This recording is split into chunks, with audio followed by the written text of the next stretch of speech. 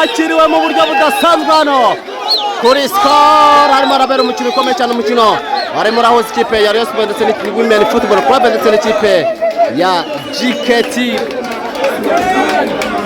Ariko abarayo barishimye pe.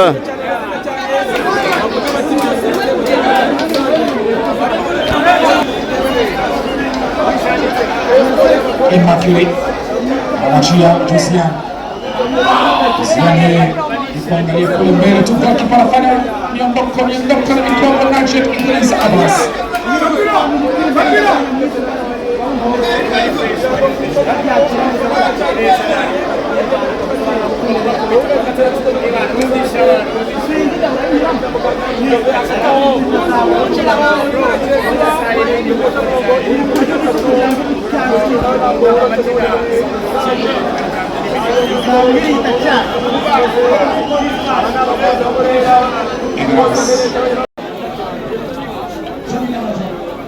akaba ari umutoza afahamiya bacatira mwemera we